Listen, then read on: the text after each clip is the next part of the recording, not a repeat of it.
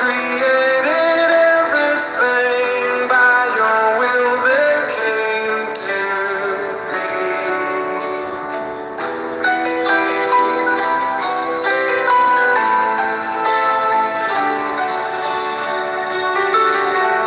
Day and day, the skies proclaim your majesty.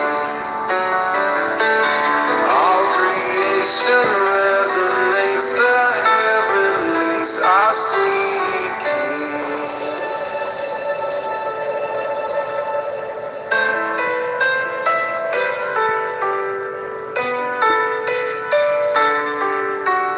Holy, holy is Yahweh Almighty. Worthy, worthy to receive all glory. You created everything, by your will they came to be. Day and night and day, your power is sustaining me. I'm held together by your word, my every breath is singing. Holy, holy is Yahweh Almighty. Worthy, worthy to receive all glory. You created everything, by your will they came to be. And there's a hallelujah in the heavenlies. Hallelujah on earth we sing. With every living thing, give you praise.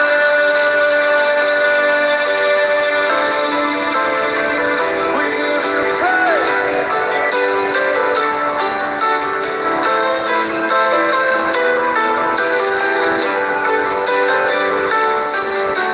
Holy, holy is Yahweh Almighty. Worthy, worthy to receive all glory. You created everything, by your will they came to be.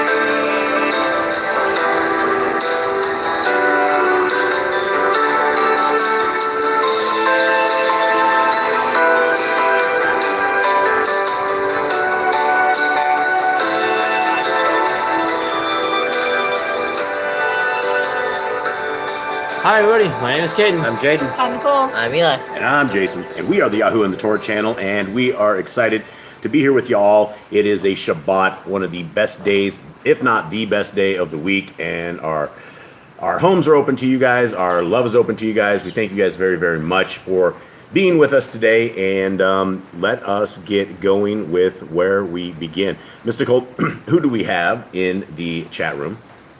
Let's see. We have the Grand. We have Brother Glenn.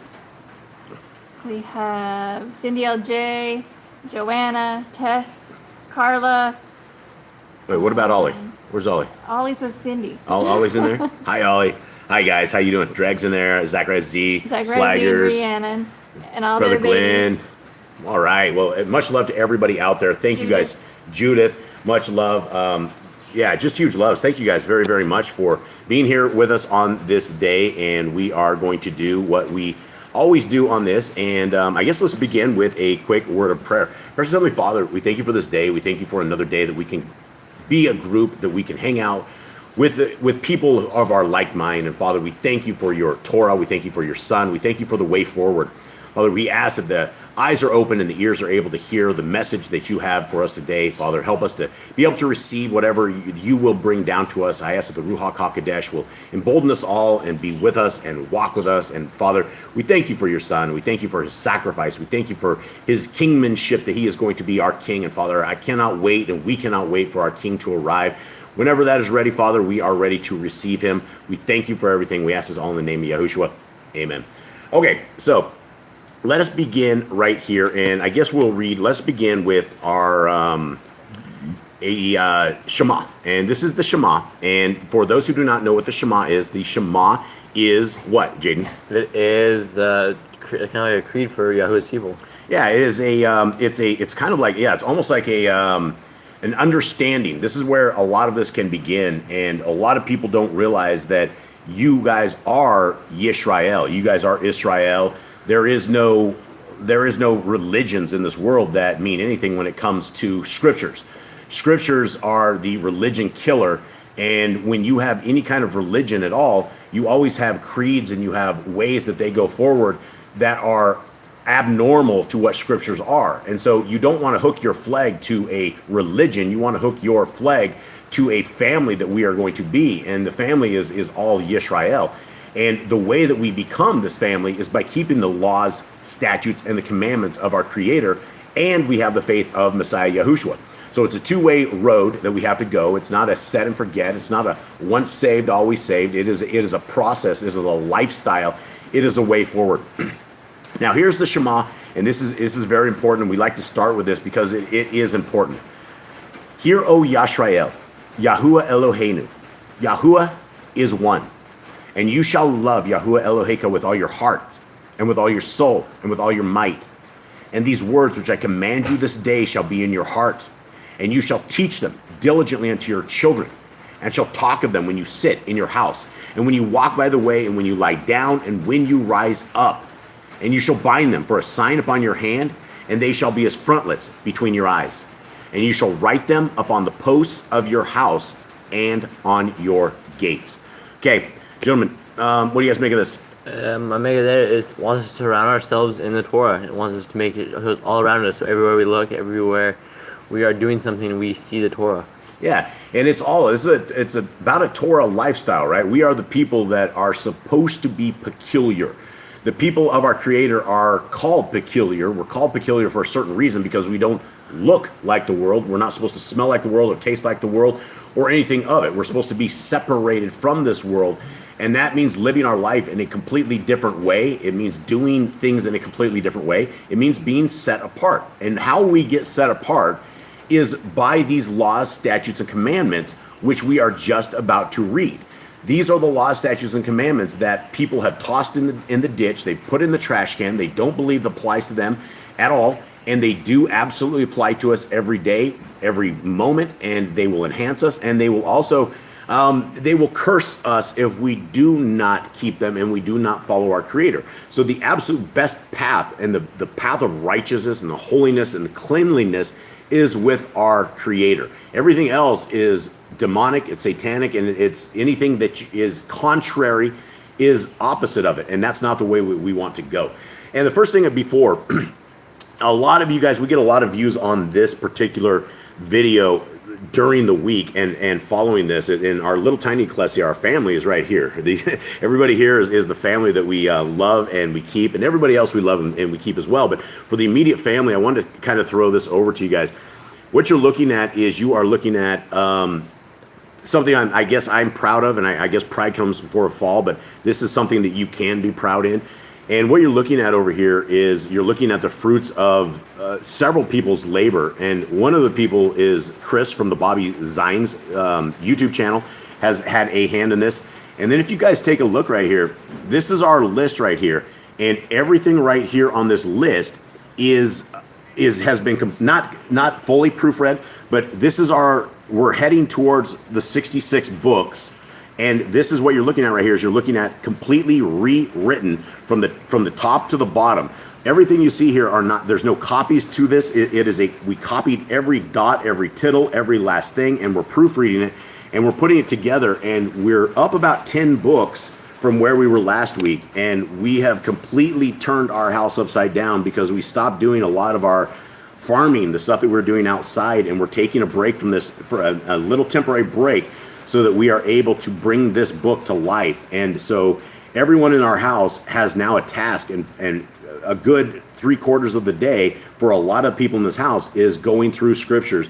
And Jade, how do you feel? You've been through all the prophets last week. What are your thoughts after literally not rewriting the Bible, but copying it and scribing it over? What are your thoughts?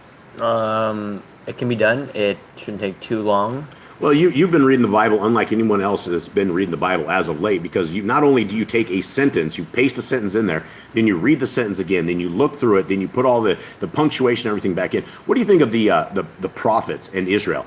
You've been through 12 prophets. Has Israel repented yet? No, they never repent. Never repented? They end up getting exiled. They exile all the way, right? And so you've made it through, what books have you made it through already? Jonah, Micah? So I think all the prophets except Hosea. Well, you just what did you just type yesterday? What did you do? Yesterday I did Joel, Obadiah, Amos. There's no one I did. It was a quick one. Yeah, we have Haggai and Jonah. Did you get Jonah in there? Jonah I did. I did Haggai, Malachi. This is the last 4 or 5 days. Yeah, and so you're almost done with the prophets on that. And so as you guys see it, as we get to this next week, you should see double this list right here, Yah willing, obviously. But as we get through this, we're trying to do a 3-month special that once, if this 3 months is over, this will be 100% ready to release to anybody and everybody. And it's going to be amazing. And as we bring this to life, we bring it to our website. And on the website, you can, it's really super cool having the restored name Hebrew scriptures on the website. And you are able to see it. It has the name of Yah back in there. And this is where we're going, and it will be completely free. There will never, ever be a charge to any of this stuff. And when we are done with this, we will release it in a lot of different formats. And that's the excitement for today. And I guess let us begin with what we do every single week, is we are going to go through the laws, statutes, and commandments of our Creator. Everyone ready? Yep. Mr. Cole, do you got anything going on in the No. chat room? Okay. All right, so everyone, let us begin. The very first law, and if anyone in the chat room wants to throw a hand up or shoot us a question, or if any of these laws don't make sense to you, let us know. We want these to make sense to everybody because they are very simple. They are things that we can all do in our life, and those who don't want to keep the laws, statutes, and commands, the first thing you would always want to ask them is which law do we start with? Do we just ixnay? Do you cancel out being fruitful? Should we not be fruitful? Is that the law we want to get rid of, or should we stop multiplying and so our seed dies off in this world and we die off, right? Every commandment in here is something that is profitable to our lives and profitable to our souls. And so let's begin. And Chris is here, by the way. Oh, hey, Chris, from the Bobby Zines YouTube channel. Thank you, brother. I don't know if you caught the last bit. He did. Okay. He said hi during that. All right, good. I hope you caught that. And let us begin, guys. Very first commandment, which is a very good commandment that we end up in Genesis, is be fruitful. Commandment number 2: multiply, replenish the earth. Subdue it. Have you made it with a fish? Have fowl and every living creature. Okay, spit it out there, son. The herb bearing in every tree is for food. Man and woman should build their own families. Master sin. Every clean moving thing that lives shall be food for you. Do not eat the blood. Walk before me and be perfect. Go Yahuwah's covenant, laws, statutes, and commandments. Over 53 times, my friends, is what we're told to guard these commandments. This is not a joke.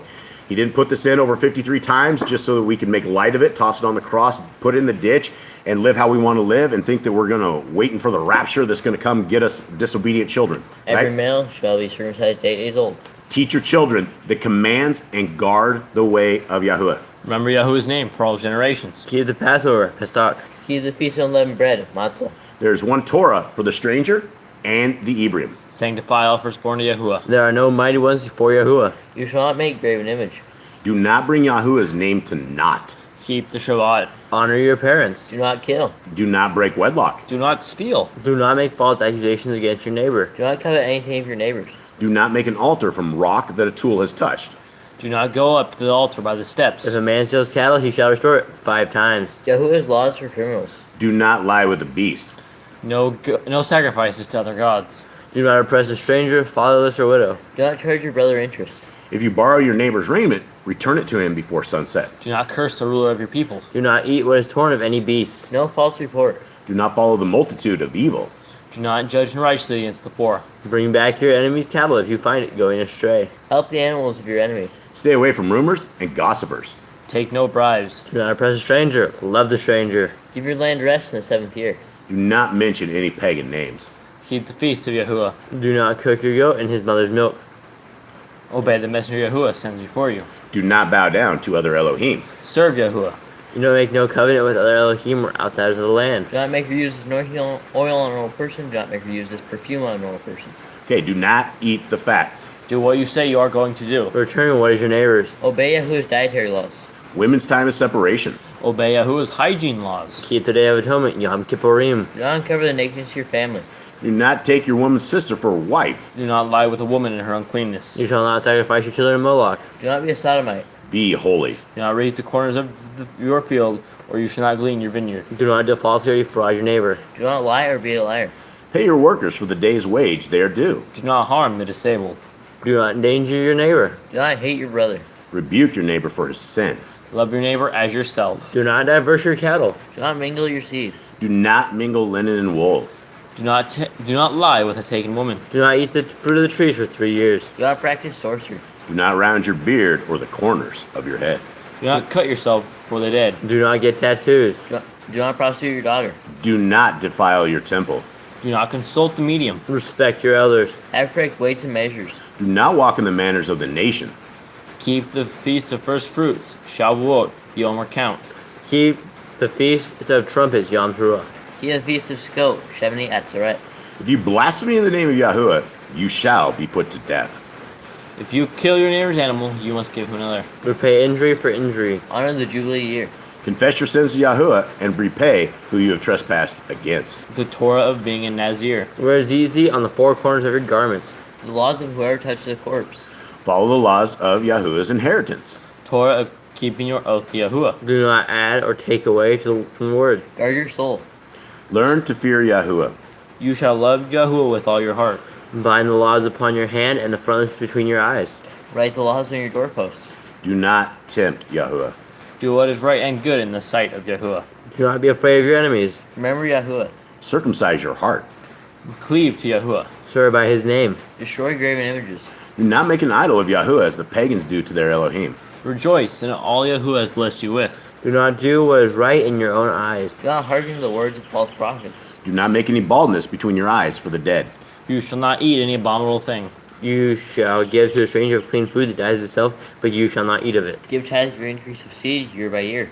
Laws of the end of the 7-year release. Do not borrow from the nations. Do not harden your heart, nor shut your hand from the poor. Guard month 1 of Yahuwah's calendar. 3 times a year all males shall appear before Yahuwah. You shall make judges and officers in all your gates. Do not plant Asherah poles near the altar. There must be 2 or 3 witnesses. Hearken unto the prophet Yahuwah has chosen. Prophet tested Deuteronomy. Do not remove your neighbor's property line. How to deal with a false witness among Torah keepers. The first child is to get double portions. If your brother's cattle or clothes are lost, and you find them, you must return them. A woman should not wear what pertains to a man, nor a man wear what pertains to a woman. If you find a bird's nest with the mother and the babies or eggs, take the babies, but not the mother. If you build a new house with a flat roof that is able to be lived on, you must put a railing around it. Do not be a prostitute. Do not use dirty money. Law of divorce. Do not take a person's millstone for a pledge. If you lend to your brother, do not enter his house to get your payment. He must bring it to you. Return his clothing before sunset if that was his pledge. Do not oppress a hired servant that is poor and needy. Every man shall be put to death for his own sin. Do not go back for the forgotten sheep in the field. Leave it for the stranger, fatherless, and widow. Do not muzzle your ox when he treads out grain. If your brother dies and has no child, and shall take his wife, you shall take his wife, and name the firstborn after your brother. At the end of 7 years, you are to read the Torah, the Feast of Sukkot. Okay, all right. So, let's see. What is going on? Do you have something going on in the chat room, Miss Nicole? No, Cindy just asked me, she's like, so much is confusing and false, so I want to ask you, how do we know that we have a Jubilee coming up this year? We don't. Yeah, you'd have We to. don't know that, and there's so much misleading information and so much information that people are so, like, convoluted and nothing Yeah, is... there's absolutely no way to absolutely know if you are in a Jubilee year or not.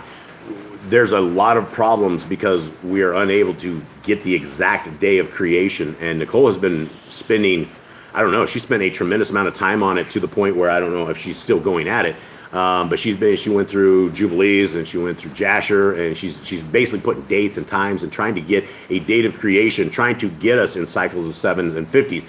But we are unable to figure out exactly. And so that's a lot of the reason we're not doing a lot of the calendar stuff like we used to do anymore. There's literally like 4 calendars people use, and there's actually more than that. But the 4 calendars that people are on, it could be any one of the 4, and I think we're on one certain one. But as far as saying, okay, well, we're for sure on this calendar, I'm not going to do it anymore because I honestly don't know. And so we are at some point maybe going to get the 4 calendars together so everybody has an idea. But every single calendar, there's something different with it, and everybody believes something completely different, and there is not a consensus or anything at all. I mean, you will find these people that are like, I'm dead set on this calendar and this is why, and everybody else is completely wrong. I don't know so much as we will ever know this until we have our Messiah that comes and lays this all out. We're 6,000 years. We're towards the end of this stuff. We've been in this for 2,000 years since the Messiah's gone, thousands of years prior to this. We're in the age of deception, and so everything we know is completely messed up. So that's it as far as that goes. Anything else? Carla says, for those of us new to celebrating Yah's feast days, can you share with us how to celebrate to honor Yah? Depends on what day. I mean, what day are we talking about? I would say start with Passover. So what do we do for Passover? Comes up soon, yeah. So Passover's coming up, and so how do we run Passover? Well, we usually find a piece of lamb because you don't have a lamb, you can't sacrifice lamb. Yeah, and that's the thing is right out of the gate, because we can't go get a lamb and kill it ourselves. We end up with a lamb with broken bones, and that's part of the commandment is you're not supposed to break the bones on this thing. So before we even begin attempting to do this, we're already breaking the ceremonial commands on this, but we're trying to do that. And so let's continue on. What do we do for Passover? So we get our lamb. Yep. And I roast it with fire. Yep, we take it outside. We roast it outside with fire, with herbs. And we do it between the evenings. We actually do it it'll be April 4th, I believe, on the evening. It's the 13th evening to the 14th day, because it says between evening and evening, which is twilight. So if you actually do it on the 14th night, when you're going to the 15th, you're actually combining the 2 feasts together. So we do it the night before, the beginning of day 14 versus the ending of day 14. Yeah, and how it begins is we all dress up, not really dress up, but I mean we have our little staff, we have our belt, sandals, and we do it just like it says. We eat it in haste, and we do it just like that. And then as far as the rest of the day, any of these days, we don't do any kind of like what we do servile work. We spend it with our family. We spend it here. Most of this, unless it's like a hag, like a feast day, like Passover's kind of a it's an in remembrance thing, and so we basically take the entire day off, and we still have to do our cows and chickens and stuff, but it is not a work day. We don't go picking rocks or anything out of the field. Passover is not a high Shabbat, but unleavened bread is. Right. So yeah, and so but we still we don't do. It's kind of a time off that we do. Okay, yeah, and Yeshua was the Passover lamb. I mean, and Richard B says, but I mean, we still have commandments that, Messiah became not only our Passover lamb, but he became our Melchizedek priest, our perfect priest and our perfect sacrifice. But we still have commandments that we need to observe this and to do this, and so that's what we do. And with the roasted lamb, we also do unleavened bread as well, right? And bitter herbs. And for that, you want to get your unleavened bread out before unleavened bread day hits. Right, Yes. right, and we take we take all leaven out of the house: baking soda, baking powder, yeast. I also take out my sourdough starter. Yeah, get rid of it. We have an awesome sourdough starter that she was almost in tears about yesterday because we got to get rid of it from last year. She just started that thing up, and it lives for us and helps us with our bread and everything. So that's what we kind of do there. And as we get closer to it, I think we'll discuss a little bit more. All right, gentlemen, are you guys ready for this? Yep. All right, so let us begin. And if anyone else has anything in there in the chat room, this is the love of the chat room, is that we can sit here and chit chat with you guys, and we're happy to chit chat with you guys. You guys are a family with us, and so truly, you guys are about the only family we have outside of the people I see right here. And so here we are. And let us begin. We are in Bereshith 29. And anyone remember anything about what's happened last time? Yeah, Yitzchak blessed Yaakov, told him not to take a wife from the land of the Canaanites, told him to go to his mother's brother, go marry it inside the family. Esau went and took another wife from Ishmael, his uncle. He went and Jacob went and saw angels coming down out of heaven. He made a rock and made it kind of like an altar thing where some poured oil on it as a remembrance. Right. Oh, and I want to toss on one more thing with Cindy. Cindy LJ on that. I saw earlier that you said right after Shabbat you were going to make some unleavened bread. They're not doing the same Shabbat. Oh, you're not doing the same Shabbat? Shabbat. Okay. All right. So I just want to inform everyone, the Shabbat is where we don't do any cooking or cleaning or anything of that sort. So if whatever day I guess you're celebrating Shabbat, for us it's this is the seventh day. We prepare everything on Fridays, all the stuff we have today, so there's no cooking, cleaning, or any of that. We rise up, and it's basically muffins or stuff that we don't have to do. So just wanted to throw that out there as well. The Grand says the Hebrews left Mitzrayim on unleavened bread. Yes, on a high Shabbat. Yes, Yes. that is correct. They didn't have time to wait for the bread to rise. Yeah. So the day of Passover, they actually went and took all the gold and silver from the Mitzrayim people to get Yeah. ready, and then they left the next day Right. on unleavened bread. Right. Hasatan was bound during that time, and they were able to basically take him to school. Okay, here we go, guys. Verse 1. And so for anyone who doesn't know, at the bottom, this is the ex-Hallelu Scriptures. It's now Yahuwah Scriptures. The top part is called the Targums, which is a very interesting translation of this, and we're still trying to get to is this good or is this bad? Okay, all right, so let's roll here and let's begin. And Jacob moved on and came to the land of the people of the east. And he looked and saw a well in the field, and saw 3 flocks of sheep lying by it. For out of that well they watered the flocks, and a large stone was on the well's mouth. Okay, so this is where we got in the Targums last week, where we had never ever heard anything about this. And you guys remember the 5 things that it said that? Yeah, all these like special things. Yeah, like do you guys remember miracles, that? Yeah. Yeah, do you remember it? What were they? One was rolling the stone away. The stone was rolled away. With one arm. The rocks became one. Right, The days were shortened. right. The like path that he went on was shortened before. Oh, right. So he was like lifting his feet, and he was like able to go there.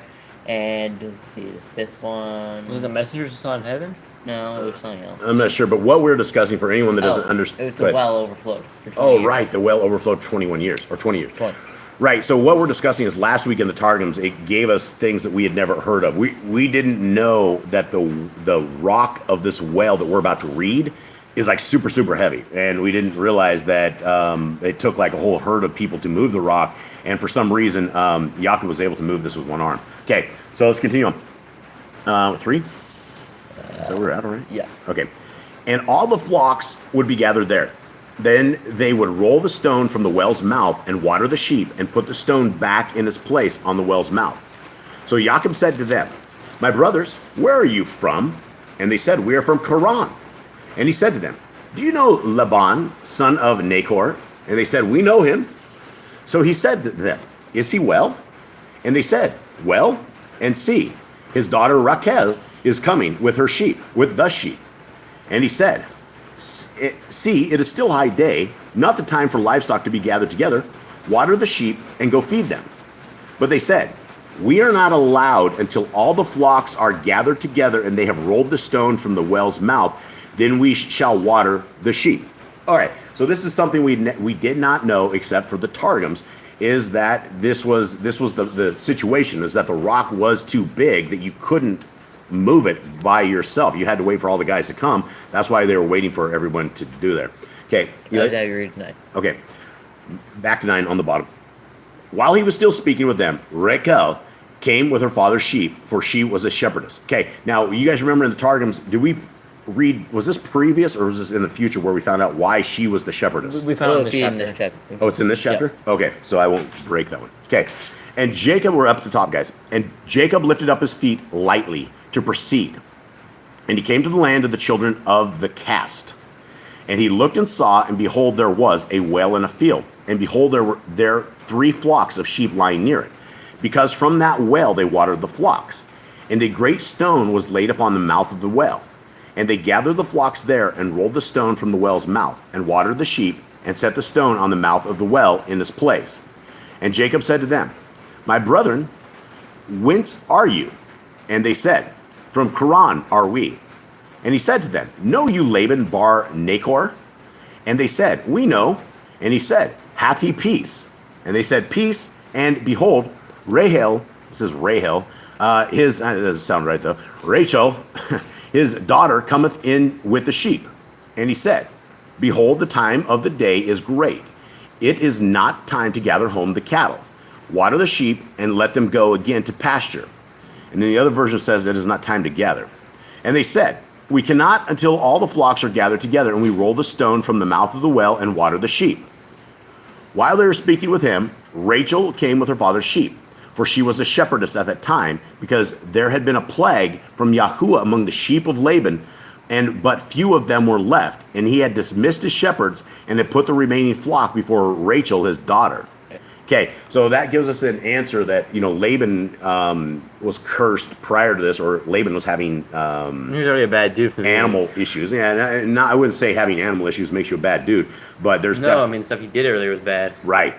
Okay, so let's continue on. And so we are back down here in 10. Back at the bottom.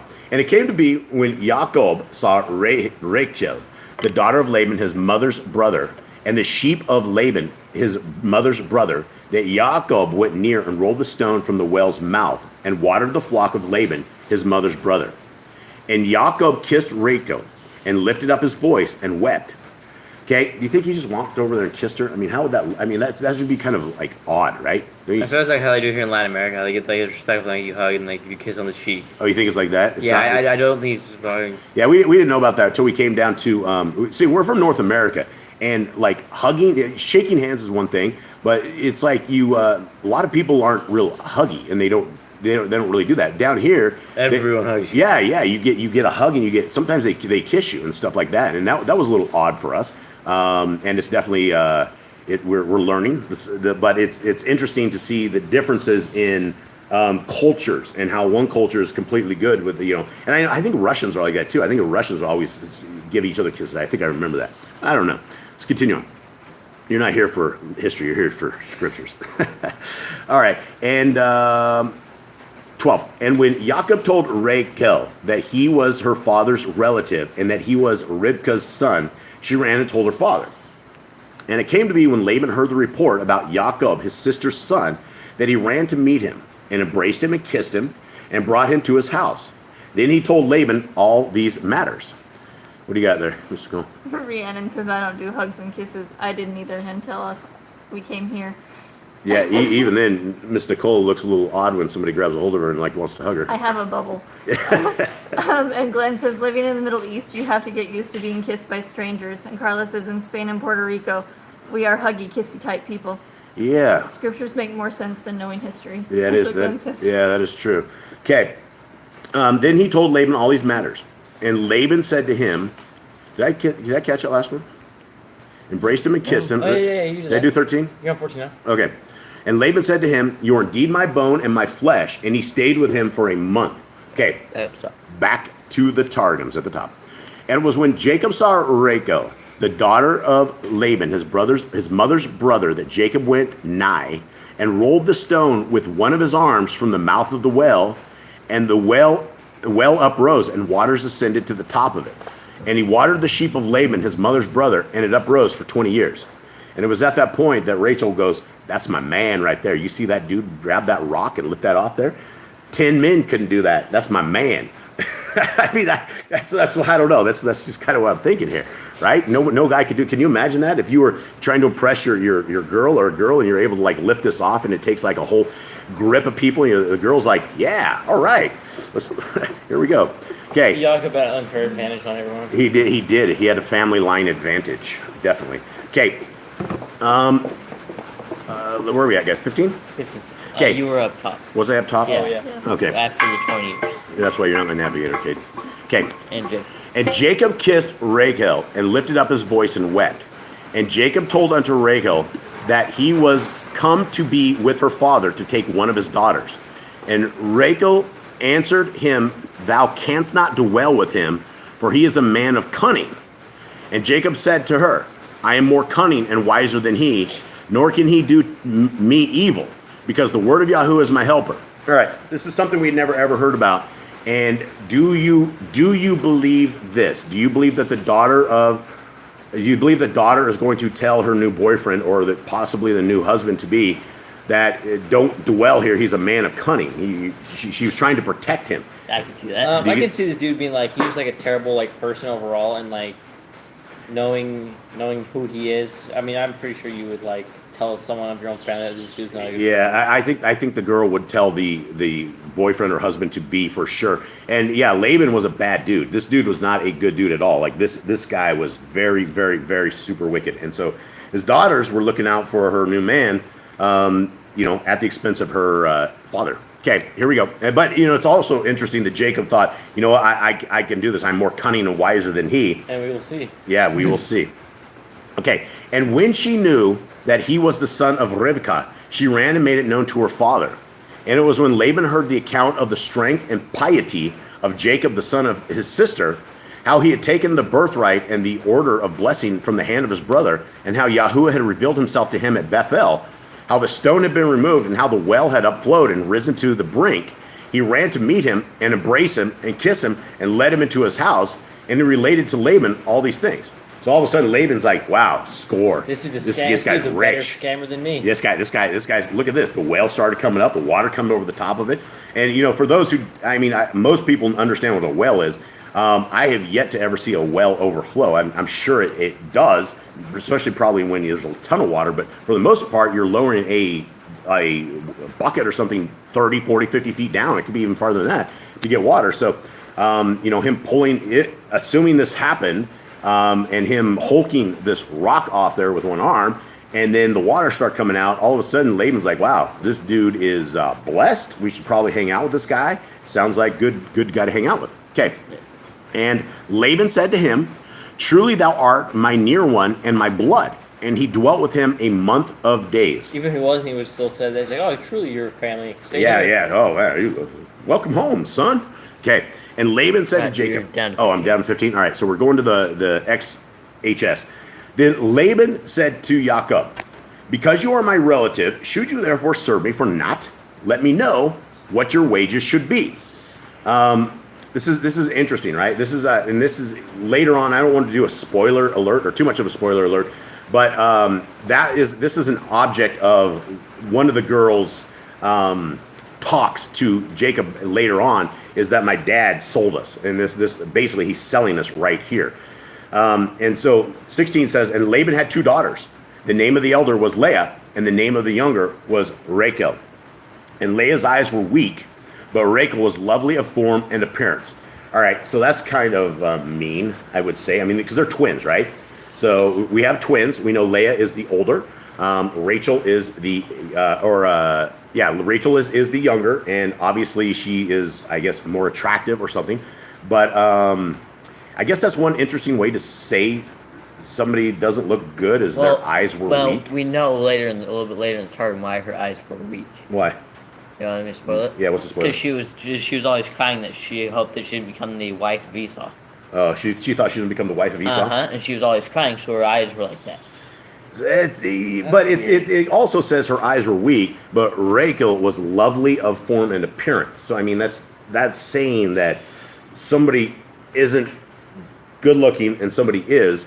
And again, I'd like to remind everybody that beauty is skin deep, and that you can take the most gorgeous of any being ever, and their hearts are dark and evil, and they will become the most ugly thing you've ever seen in your life because they're evil. But isn't it also the eye of the beholder? It's the eye. It absolutely is the eye of the beholder. Absolutely is the eye of the beholder, and for sure. Let's continue on. 18. And Jacob loved Rachel, so he said, "Let me serve you 7 years for Rachel, your younger daughter." Okay, so essentially he sold his daughter. I mean, that's essentially what he did. He got free labor for 7 years for one of his daughters. Well, that's an interesting deal, right? Okay, and Laban said, "It is better that I give her to you than that I should give her to another man. Stay with me." So Jacob served 7 years for Rachel, and they seemed to him but a few days because of the love he had for her. You think it only seemed like it's a few days? And like 7 years is just a really long time. 7 years is a really long time. Like it's a lifetime to in some places. I mean, a lot of things happen in 7 years. Okay, now we're heading back up to the top. And Laban said to Jacob, "Though thou art reputed, my brother, shouldest thou serve me for nothing? Tell me, what shall be thy wages?" And Laban had 2 daughters, the name of the elder Leah, and the name of the younger Rachel. And the eyes of Leah were moist, or dropping, running, from weeping and praying before Yahuwah that he would not destined her for Esau the wicked, and Rachel was beautiful in appearance and of fair countenance. Okay, is this it? I mean, is she crying all the time so she's not beautiful? I mean, is this what this is saying? I don't know. Is she upset? I mean, how can that be? I mean, is that her whole life? She thought she was going to get stuck with Esau. I mean, they're twins. How different can they be, honestly? Well, I mean, They could be way different. well, absolutely, yeah, way different. I mean, you're Mr. Square and your brother's Mr. Round. We do look similar, though. You do look very similar at like certain someone times. that's never like seen us. We Absolutely. Look similar. Like Absolutely. you guys, obviously, were different. Yes. That is true. All right, let's continue on. Where are we at, Eli? I think you're at the Jerusalem. Am I at the Jerusalem right here? Yeah. Okay. And the eyes of Leah were tender, for she had wept and prayed that she might not be brought up in the. And Rachel was beautiful in appearance and of fair countenance. Jacob loved Rachel, and he said, I will serve thee 7 years for Rachel thy younger daughter. And Laban said with deceit, It is better that I give her to thee than to another man abide with me. So this dude was already scamming this 7 years prior to this. Dude, Jacob got him for like 2 years, 1 year, dude. Well, he chose his wages. Hey, I would work 7 years for your mother. I would definitely do it. I would work for free for 7 years to be with your mother. Okay, so here we go. Where are we? Like Zachariah Z. He says, my wife has a beautiful face and heart. Yes. Married her for her heart, but her face was just a bonus. Absolutely, and I don't see any ugly in anybody. I see, unless of course you're evil, and then you're Torah-less. Then there's ugly there. But if you're with Yah, then it's all beauty. Okay. Uh-oh. Tess says it's choppy. It's choppy. All right, so maybe we'll hang it here for a second. Let's see if it clears up a little bit, guys. Maybe it'll clear up. Let us know in this. Anyone else have anything on this particular part before we go on?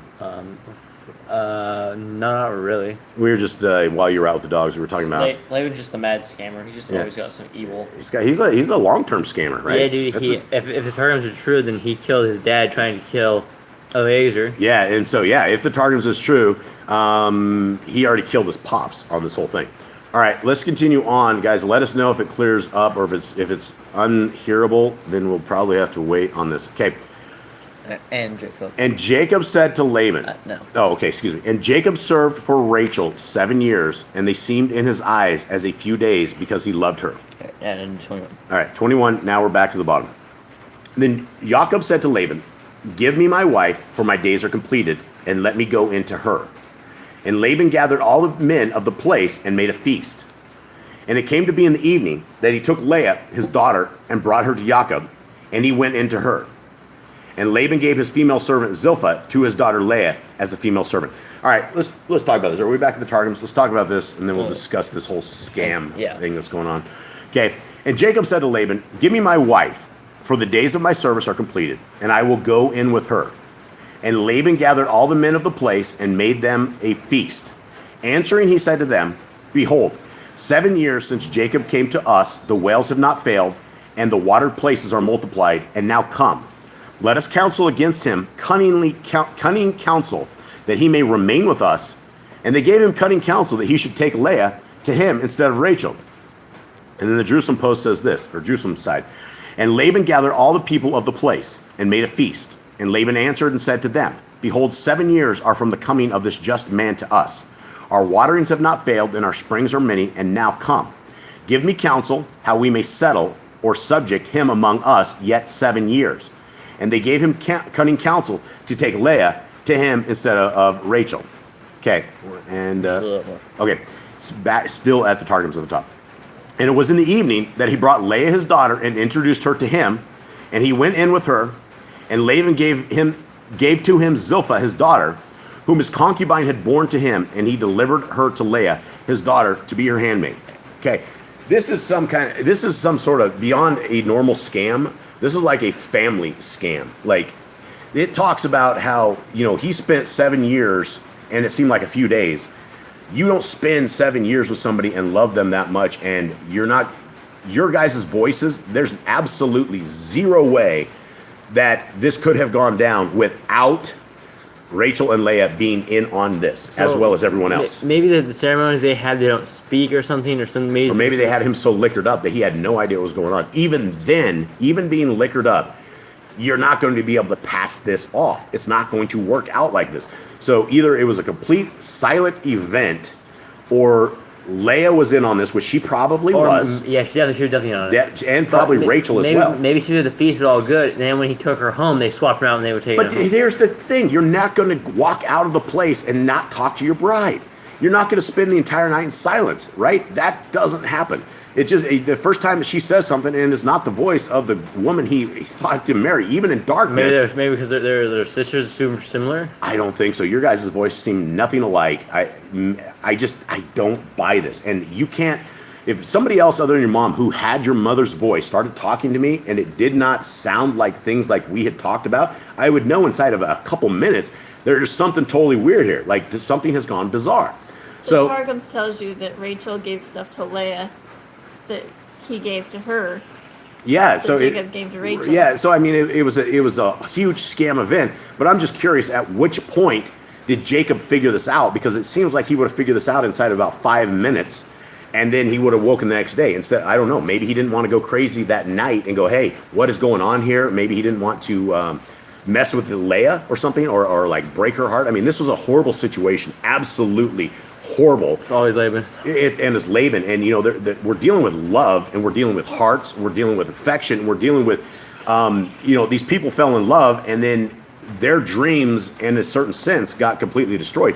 And even though he still married both of them, I don't see that as that kind of marriage that is a wonderful one, right? Because, Leah, you can see from all the stories, they all had issues. Everybody had issues. Leah didn't feel like she was loved. It brought huge division to the families. It just brought problems. I feel like that's kind of why there's that command, don't marry your wife's sister. Yeah, well, absolutely. Yeah, don't marry your wife's sister. And, that's why I think multiple marriages is for a thing back in the days. It's not something for today's stuff. We're not at the risk of the marauders coming and destroying our entire family and wiping out all civilization, all of this, right? It's a different times, and it was meant for a different time.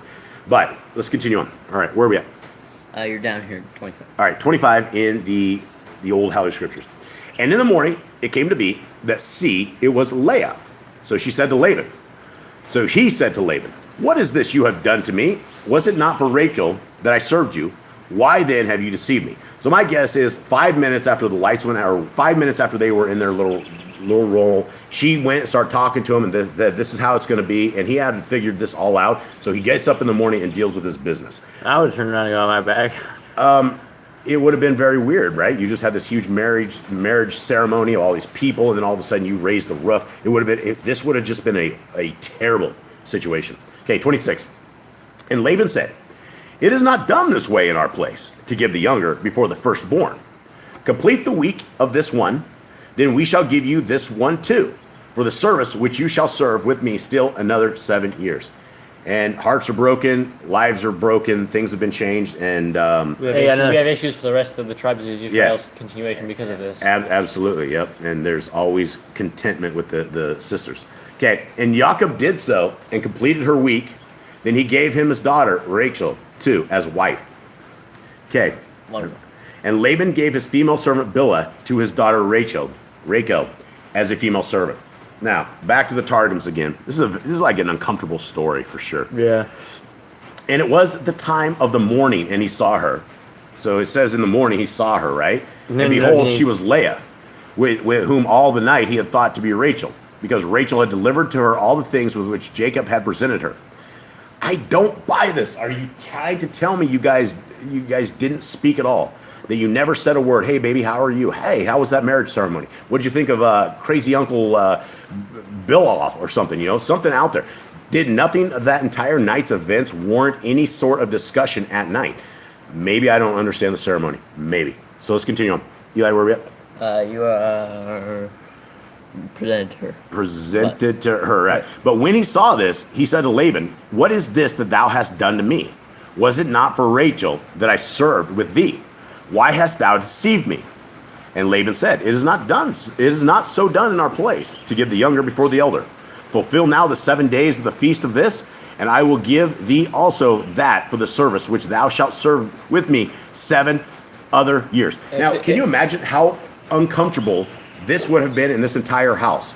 All of a sudden, the girl you thought was going to get married, it's a sister, And then all of a sudden you're with her for 7 days, and then you're going to marry again, or basically, essentially right there. It's just disappointment all around, right? Because Jacob's not marrying who he wanted to. Leah probably feels unloved at this point. Well, absolutely she feels unloved, right? She was not the choice, and she was bamboozled. Laban bamboozled her to get labor out of... I don't know what happened to Rachel. She's probably just really mad about the whole thing.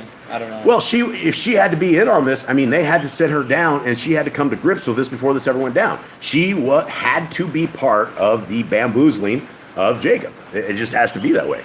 Okay, where are we at, Eli? Jerusalem. All right, the Jerusalem says this: fulfill the 7 days of this feast, and Leah and I will give. And Jacob did so, and fulfilled the 7 days of the feast of Leah, and he gave him Rachel his daughter to wife. And Laban gave to Rachel his daughter Bilhah, whom his concubine bare him, and he delivered her unto be her handmaid. Okay, so that's the first time that we ever heard. Second, because we heard up with the other one as well. One more time. The second time, because we also heard on. Did we hear it? Yeah. Oh, we didn't discuss it then. So we did discuss this earlier, or like last week. We were talking about it. But Bilhah and what was the other?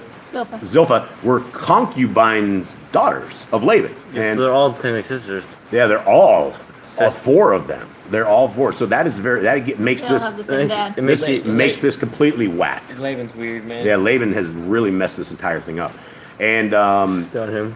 well, yeah, and I mean that's very interesting that it's all one big family technically. Okay. The Grand says this is why Jacob told Pharaoh his life was short and not good. Yeah. 30. Okay. 30 at the bottom here. And he also went into Rachel, and he loved Rachel more than Leah, and he served with Laban still another 7 years. And Yahuwah saw that Leah was unloved, and he opened her womb, but Rachel was barren. And Leah conceived and bore a son, and she called his name Reuben. For she said, for Yahuwah has looked on my affliction, because now my husband is going to love me. These are a part of this horrible events and a horrible life. I wouldn't even know what it would be like to be unloved in a marriage, or to not be wanted, but just to be there. And this is what this woman had to deal with. And this is, it's just jacked up. Okay, 32. And Leah conceived and bore a son, and she called his name Reuben. For she said, for Yahuwah has looked on my affliction, because now my husband is going to love me. Okay, did we just do that one twice? Eli, you're not paying attention? I think we did that twice. 33 now.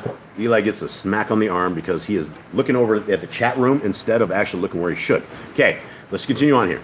And she conceived again and bore a son, and said, because Yahuwah has heard that I am unloved, he gave me this son too, and she called his name Shimon. Okay, there's a second unloved child. Okay, and so these kids are, can you imagine the kids coming up in this They're not kind going of... to be as loved either. Right, you don't have a dad who is a permanent dad in that same house that never leaves that house. Your dad goes to other houses with his other kids. It's odd. And it kind of ends up why Joseph ends up down the well. Well, that's why Reuben ended up defiling his dad's bed, because he was jealous of the entire thing, right? He was jealous of his mother not having, basically his dad went into a concubine. You with me? You looking confused? Yeah, no, You guys with it? Okay. 34. And she conceived again and bore a son, and said, now this time my husband is joined to me, because I have borne him 3 sons. So his name was called Levites. Okay.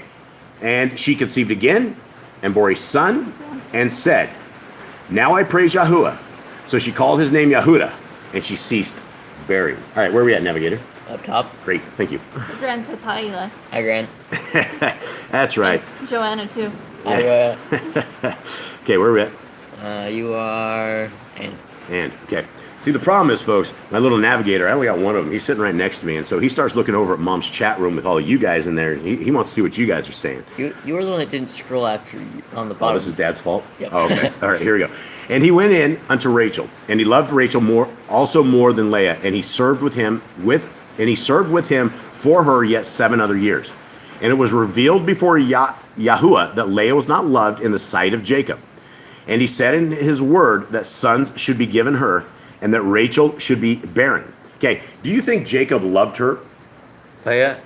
I'm sure a little bit, but probably not as much. I would say no. I would say no, right now, especially not maybe later, but right out of the gate, if you are going, I mean, if you have the love of your life set on one woman and you just labored 7 years doing whatever it I would was, say he would have to grow on her, right? It would will. have to, like, be a time thing, right? Immediately, he's not gonna love her. Like the first few years, he's not gonna love her. It's gonna take a long time for them Yep. to even bring me in and be like, all right, yeah, I guess I love her too. But at the end, well, yeah, spoiler alert, when everybody else dies off and there's nobody left, then Jacob loves her more than anyone else. So she gets some love at the end, but she had a sad life. Okay, we're 34. No, you already read down Oh. here. You're up here. Okay, so here we are. And Leah conceived and bare a son and called his name Reuben, for she said, my affliction was manifest before Yahuwah. Therefore now will my husband love me. For my affliction hath been manifested before Yahuwah, as will be the affliction of my children before Yahuwah, when they shall be enslaved in the land of Mitzrayim. Okay, we've never heard of that before. We were discussing this because we didn't know if she was a prophetess or if this was like thrown in there later or that she would know anything of this sort, but it was new to us that she would know something of this sort. Okay, and she conceived again and bare a son, and she said, because it was heard before Yahuwah that I was hated, and he gave me this also, and so will be heard before him the voice of my children when they shall be enslaved in Mitzrayim. Okay, so I remember when Yahuwah was talking to Abraham, he's like, your generations will be enslaved 400 years. Yep. Maybe Abraham told Isaac that, and Isaac told him that, and then maybe Jacob told Maybe. them that. And then like my generation, because we're Abraham's generation, so now they'll be enslaved. That could be. That's interesting. All right. Where are we at, Eli? And she, did we do Shimon? Yeah. And she called his name Shimon, and she conceived again and bare a son, and said, this time will my husband be united to me, because I have borne him 3 sons. And thus it will be that my children will be united to serve before Yahuwah. Therefore she called his name Levi. And she conceived again and bare a son, and said, this time will I give praise before Yahuwah, for from this my son kings shall come forth, and from him shall spring David's the king. It says David's the king. I don't know what that means. Who shall offer praise before Yahuwah. That one I don't know about. Therefore she called his name Jehudah, and she ceased to bear. All right. I think that is it. Yeah, we got Aaron Breslin. What's that? Yeah, so let's talk about this. Do we have anything else? Do we have the any? Quran just says Leah got props at the end because she gets buried with the patriarchs. Yeah. Yep. She's the only one. Yeah, that is true. All right. Well, I guess that is it for everyone out there in the chat room. I hope you guys are well, and I hope you guys this did something for somebody. And Eli, what are we gonna do for the exit song, by the way? That's a good question. Do we have something? We're gonna rend the heavens again. You can, or you can just choose some randomly. Some random one. All right, everybody. Well, I guess that's it. If you guys don't have anything out there, we're gonna read the Aaronic blessing. And let's go ahead and read the Aaronic blessing, then we will close. And we just know that we love you guys very, very much. And we hope you guys have a wonderful day. We hope you guys are keeping the laws, statutes, and commandments of our Creator. There's no better way forward. There is no better life than that. And for everybody who's listening to this and listens to this in the future, this is our message, is that we hope that you guys will seek our Creator where He is able to be found. He's not able to be found in these 501c3 churches. He's not able to be found anywhere. Our Creator lives, and He will live with you, and He will abide with us, and He will send His Son to reign. We will have a chance in a kingdom to come. We will have another place. The life that we're living right here is all temporary. Everything we're doing is all temporary. This is a resume right now for the kingdom to come. If what we are doing right now is pleasing to our Creator, then we have hope. But if what we are doing right now is we're just waiting to get to the end and we're going to change our ways right before we die, then that's a life of no hope. And so a life of hope is walking with our Creator. All right, Jade, let's go ahead and shut this down. And Yahuwah spoke unto Moshe, saying, Speak unto Aaron and unto his sons, saying, On this wise you shall bless the children of Israel, saying unto them, Yahuwah bless you and guard you. Yahuwah make his face shine upon you, and be gracious unto you. Yahuwah lift up his countenance upon you, and give you peace. And they shall put my name upon the children of Israel, and I will bless them. Beautiful. Okay, all right, everyone. We love you guys. Let's rend the heavens.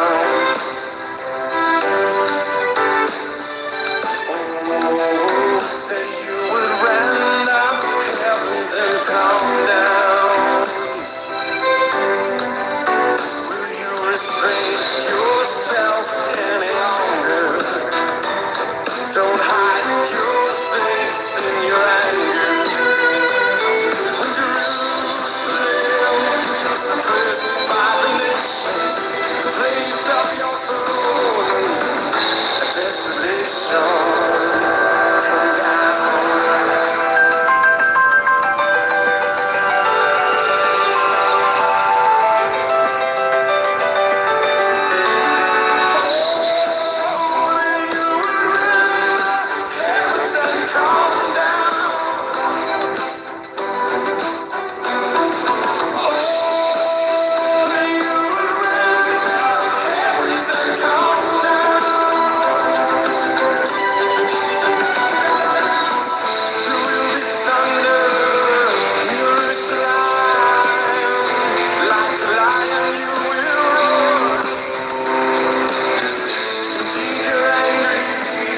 For the sake of Zion and all the nations, they will know when you come down, you come down.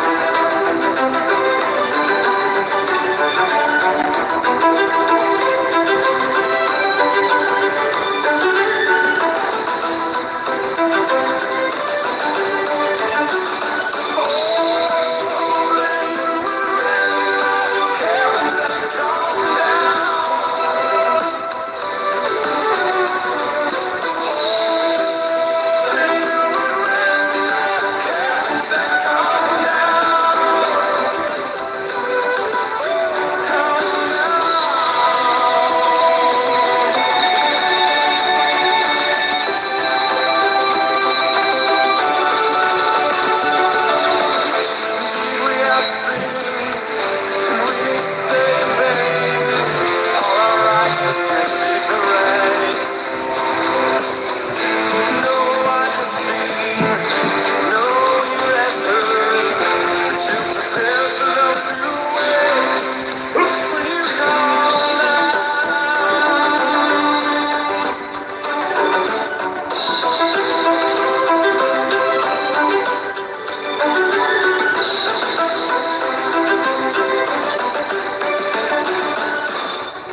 All right, much love, everybody. We love you guys dearly. Hope you have a good day. May Yahuwah bless you and keep you. May his light forever shine upon you. May you forever find your way, his ways in the Torah.